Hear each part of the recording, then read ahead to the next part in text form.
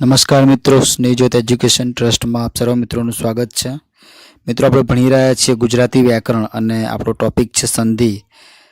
આપણે મિત્રો જોઈ ગયા છે એની અંદર કે ભાઈ સજાતીય સંધિ જોયું આપણે, વિજાતીય સંધિ, એમાં સ્વર સંધિમાં જે બે પ્રકાર જોયા આપણે, પછી આપણે જોયું વ્યંજન સંધિ, બરાબર। પણ મિત્રો એક નિયમ આપણે ભણ્યા હતા વ્યંજન સંધિમાં, જેમાં એક નાની અમથી એક મિસ્ટેક છે, એ આપણે એક નિયમમાં આજે આપણે ફરીથી જોઈ લઈએ કે એ મિસ્ટેક શું છે, બરાબર। જે મારા ધ્યાનમાં આવી છે, જે કદાચ તમારા ધ્યાનમાં નથી આવી, તો એ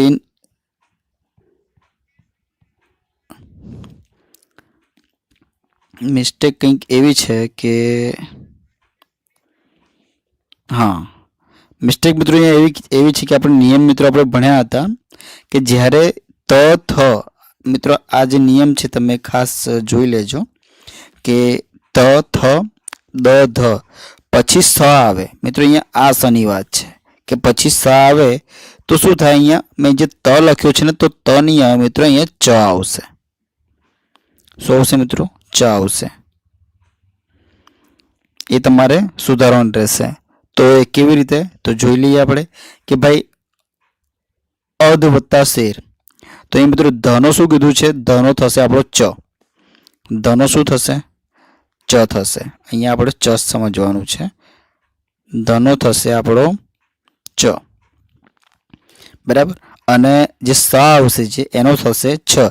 તો મિત્રો એવી રીતે કંઈ ભેગું થઈને આપણું થશે, આપણું અહીંયા અધ વત્તા શેર તો અચ્છેર, એવી રીતે ઉદ વત્તા શ્વાસ તો ઉચ્છ્વાસ, ઉદ વત્તા શિષ્ટ તો ઉચ્છિષ્ટ। તો આ એક નાની અમથી મિત્રો ભૂલ હતી, જે તમે લોકો સુધારી લેજો। હવે આપણે આગળના આપણું જે લેક્ચર છે એ પ્રમાણે આગળ વધીએ છીએ। આપણે અટક્યા છીએ વ્યંજન વિસર્ગ સંધિથી, બરાબર, વિસર્ગ સંધિ। તો હવે અહીંયા જોઈએ મિત્રો કે ભાઈ વિસર્ગ સંધિમાં શું છે। તો મિત્રો વ્યાખ્યા કંઈક એવી કહે છે કે વિસર્ગ સાથે સ્વર કે વ્યંજન જોડાણથી જે સંધિ થાય છે એને કહેવાય છે વિસર્ગ સંધિ। એનો પહેલો નિયમ આપણે જોઈએ ફટાફટ, હવે પહેલા નિયમમાં શું છે। તો પહેલા નિયમની અંદર એવું છે કે હું જરા પેન વ્યવસ્થિત સિલેક્ટ કરી લઉં મિત્રો, જેથી કહીને તકલીફ ના પડે। હા, પહેલા નિયમ મિત્રો એવું કહે છે કે વિસર્ગ પહેલા અ, વિસર્ગ પહેલા અ અને વિસર્ગ પછી, વિસર્ગ પહેલા અ અને વિસર્ગ પછી ઘોષ વ્યંજન આવે। વિસર્ગ પછી જ્યારે ઘોષ વ્યંજન આવે તો વિસર્ગનો ઓ થાય છે, તો વિસર્ગનું શું થાય છે? ઓ થાય છે। તો આપણે મિત્રો હવે ઉદાહરણ જોઈએ કે કેવી રીતે શું થાય છે। એ મિત્રો જોઈ શકો કે મનઃ, મનઃ વત્તા રોગી, મનઃ વત્તા રોગી, તો અહીંયા આપણો થશે મનોરોગી। અહીંયા વિસર્ગનો ઓ થશે મિત્રો, અહીંયા વિસર્ગનો જ્યારે ઓ થાય તો આપણો થશે મનોરોગી। તો મિત્રો અહીંયા તમે જોઈ શકો છો કે ભાઈ ઘોષ વ્યંજન, તો હવે મિત્રો ઘોષ વ્યંજન શું છે, અઘોષ વ્યંજન શું છે, એના માટે મિત્રો આપણે સ્પેશિયલી અલગથી લેક્ચર બનાવીશું, પણ અત્યાર પૂરતું તમે એ યાદ રાખો કે જે વર્ગીય વ્યંજન જે હોય છે મિત્રો, એમાં કંઈક બે પ્રકાર પડે છે, ઘોષ વ્યંજન, અઘોષ વ્યંજન। એમાં જે શરૂઆતની જે બે લાઈન હોય છે એ અઘોષ વ્યંજનની હોય છે, અને પછીની બે લાઈન હોય છે એ ઘોષ વ્યંજન, જેમ કે ક ખ ગ ઘ। તો મિત્રો જેમ ક ખ છે ને એ આપણા અઘોષ વ્યંજન છે, જ્યારે ગ અને ઘ છે એ આપણા ઘોષ વ્યંજન છે। તો અહીંયા જોઈ શકીએ ભાઈ ઘોષ વ્યંજન આવે તો વિસર્ગનો ઓ થાય, બરાબર। તો મિત્રો જેમ તમે કક્કો બોલતા જશો એમ એમ તમને ખબર પડશે કે ઘોષ કોને કહેવાય અને અઘોષ કોને કહેવાય। પણ અત્યારે નિયમ આપણે સમજી લઈએ કે વિસર્ગનો શું થશે? ઓ થશે। તો ભાઈ મનઃ વત્તા રોગી, તો જે આ વિસર્ગ છે ને મિત્રો એનો ઓ થઈ જશે, એટલે અહીંયા શબ્દ આપણો બનશે મનોરોગી।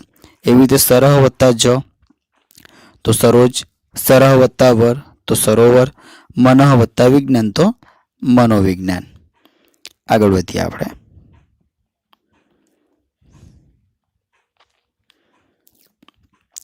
મિત્રો બીજો નિયમ એવો જ છે કંઈ કે વિસર્ગ પહેલા અ કે આ સિવાયનો સ્વર હોય, વિસર્ગ પહેલા કે આ સિવાયનો સ્વર હોય કે ઘોષ વ્યંજન હોય, બરાબર છે. કે આ સિવાયનો સ્વર હોય અને વિસર્ગ પછી સ્વર કે ઘોષ વ્યંજન હોય તો વિસર્ગનો શું થશે? તો વિસર્ગનો ર થશે. વિસર્ગનો શું થશે? ર થશે. જોઈએ આપણે કેવી રીતે.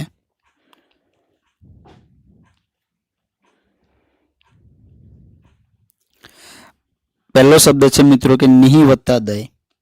નિહિ વત્તા દય. તો અહીંયા આપણો શબ્દ બનશે નિર્દય. શબ્દ આપણો બનશે નિર્દય. કેવી રીતે?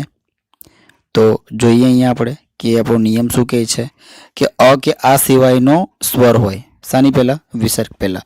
તો એ તમે જોયું કે ની છે તો એમાં ઈનો સમાવેશ છે. અહીંયા પણ ઈ છે, અહીંયા ઈ છે, અહીંયા ઉ છે ને અહીંયા પણ ઉ છે. એટલે કે કે આ સિવાયનો છે. અને વિસર્ગ પછી સ્વર કે ઘોષ વ્યંજન હોય, બરાબર છે. ઘોષ એટલે મેં તમને કીધું હતું કે શું આવે તે, બરાબર. તો એવી રીતે અહીંયા તમે જોઈ શકો કે આ સિવાયના સ્વર કે વ્યંજન આપેલા છે અને પાછળ બી ઘોષ છે, ઘોષ વ્યંજન છે, બરાબર. તો અહીંયા તમારે જે નિહિ છે, જો વિસર્ગ છે, બરાબર, તો વિસર્ગનું શું થશે?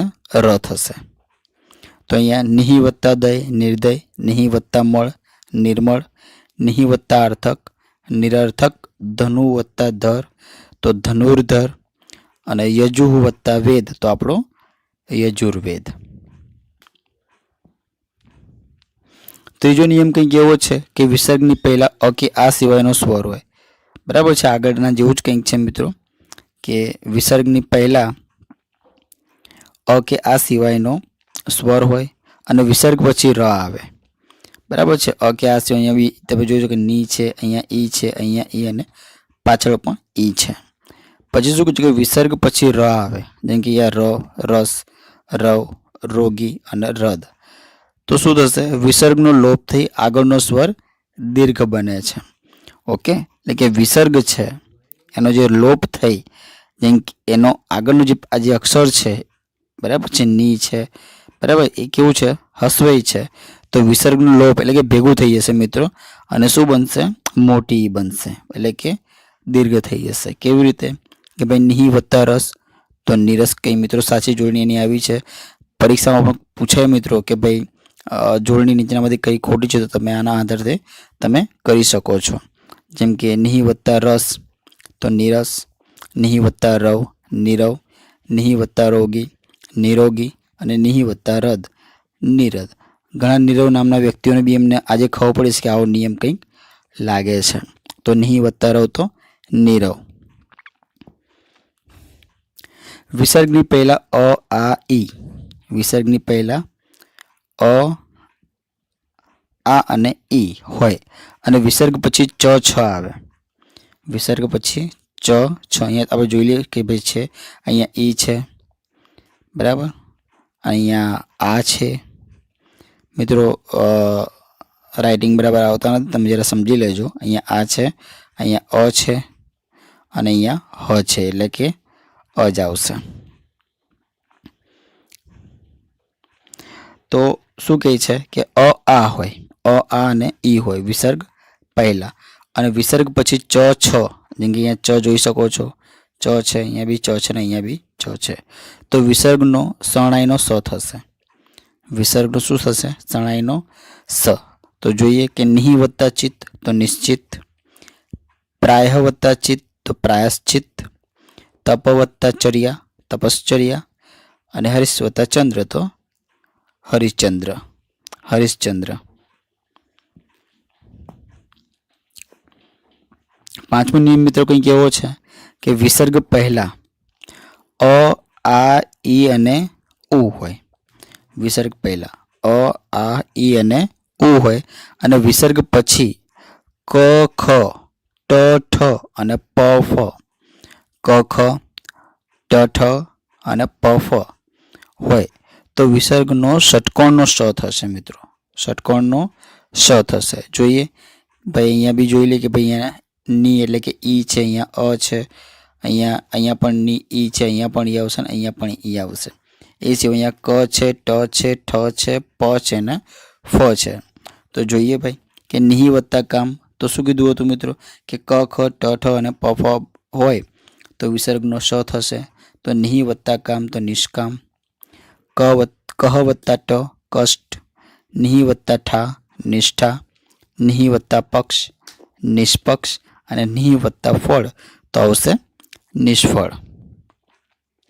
મિત્રો ખાસ એટલું ધ્યાન રાખજો કે જેટલા મેં ઉદાહરણ આપ્યા છે તમે એટલું કરશો ને તો પણ ઇનફ છે, પણ નિયમ વ્યવસ્થિત તમે સમજી લેજો. શબ્દ કોઈ બી આવશે તમે નિયમ અનુસાર તમે એનો સાચો જવાબ ટીક કરી શકશો.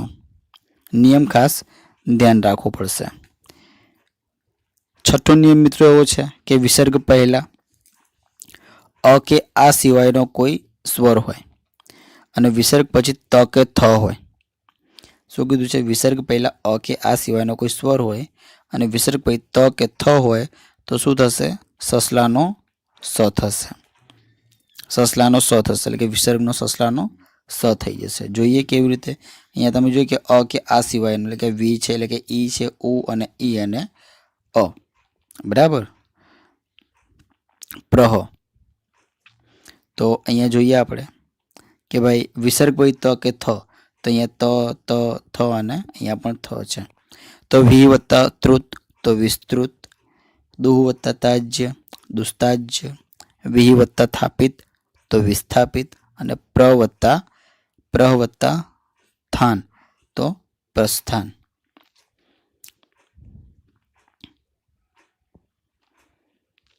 સાતમો નિયમ મિત્રો એવો છે કે વિસર્ગ પહેલા અ કે આ હોય. વિસર્ગ પહેલા અ કે આ હોય અને વિસર્ગ પછી ક ખ અને ફ હોય. વિસર્ગ પછી ક ખ અને ફ હોય તો બી સસલાનો સ થશે. જોઈએ ભાઈ આશા અ કે આ હોય એટલે કે આ અહીંયા આ છે, અહીંયા પણ આવશે, અહીંયા ઉ છે અને અહીંયા ર. બરાબર છે.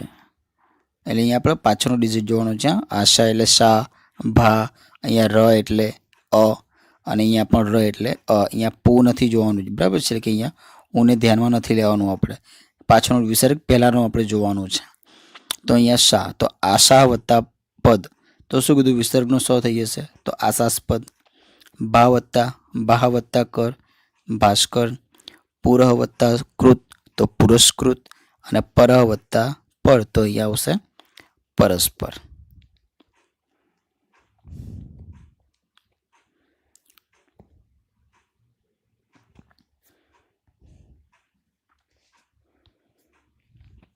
મિત્રો આઠમો નિયમ કંઈક એવું કહે છે કે શ અને સ આવે તો વિસર્ગ કાયમ રહે છે. શ અને સ આવે તો વિસર્ગ કાયમ રહે છે. કેવી રીતે? તો જોઈ લઈએ આપણે ફટાફટ કે ભાઈ નિહિ વત્તા શેષ. બરાબર. નિહિ વત્તા શેષ તો મિત્રો જેવું છે એવું જ મૂકી દેવાનું. નિઃશેષ. નિહિ વત્તા સ્પૃહ તો નિઃસ્પૃહ. નિહિ વત્તા સંતાન તો નિઃસંતાન. નિહિ વત્તા શબ્દ તો નિશબ્દ. બરાબર છે. વિસર્ગ પછી જ્યારે ષટકોણ આપણે શરણાઈનો સ, સસલાનો સ અને ષટકોણનો સ આવે તો વિસર્ગ કાયમ રહે છે. તો નિઃશેષ, નિઃસ્પૃહ, નિઃસંતાન અને નિઃશબ્દ. તો મિત્રો અહીંયા આપણે વિસર્ગ સંધિ અહીંયા આપણે સંપૂર્ણ સંધિનું ચેપ્ટર મિત્રો આપણે પૂરું કર્યું છે. જે મિત્રોએ આગળના લેક્ચર ના જોયા હોય તે મિત્રો આગળના લેક્ચર જોઈ લે, જેથી કરીને તમારો એક ગુજરાતી વ્યાકરણનો ટોપિક પૂરો થઈ જાય. મિત્રો લેક્ચર ગમે તો લાઈક કરો, મિત્રોને શેર કરો અને ચેનલને સબસ્ક્રાઈબ કરો, જેથી કરીને આવનાર નવા વિડીયોની નોટિફિકેશન તમને સમયસર મળતી રહે. જય હિન્દ. અસ્તુ.